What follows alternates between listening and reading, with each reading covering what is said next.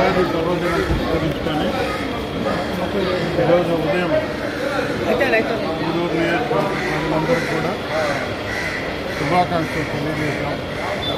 ఉగాది అనేది మొదట పండుగ హిందువులందరికీ.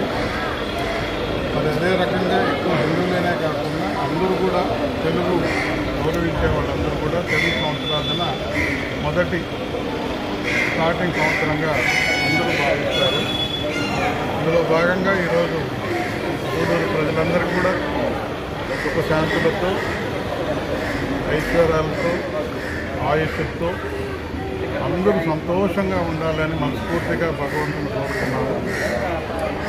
ఉదయం కటాలమ్మ గూడూరు నియోజకవర్గం అని గూడూరు మండలంలో చెల్లూరు గ్రామంలో ఉన్న కటాలమ్మని దర్శించుకొని మరి అక్కడ కార్యకర్తలు మా ప్రీతా నాయకులు జగన్మోహన్ రెడ్డి గారు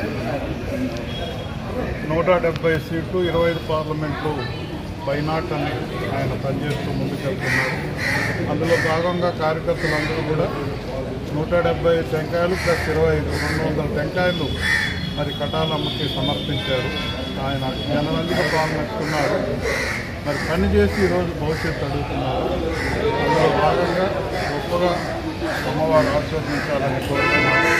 మేమందరం కూడా అదే రకంగా కోరుతున్నాం. జనరంజక పాలన అందిస్తున్నటువంటి జగన్మోహన్ రెడ్డి గారు మరొకసారి ముఖ్యమంత్రి కావాలి.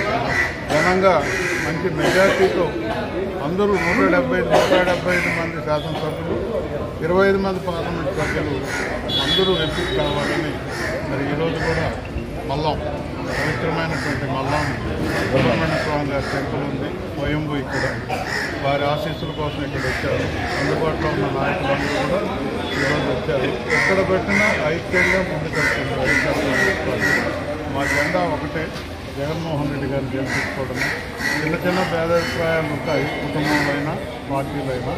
అవి ఎలక్షన్ ముందుగా ఎన్ని పక్కన పెట్టి అందరూ కారణంలో ముందుకెళ్తారని మీ ద్వారా తెలియజేసుకుంటాం. మరొకసారి గూడూరు నియోజకవర్గ ప్రజలందరికీ సుఖశాంతులతో, ఐశ్వర్యాలతో, ఆయుష్తో, ఆరోగ్యంతో అందరూ గొప్పగా ఉండాలని మీ ద్వారా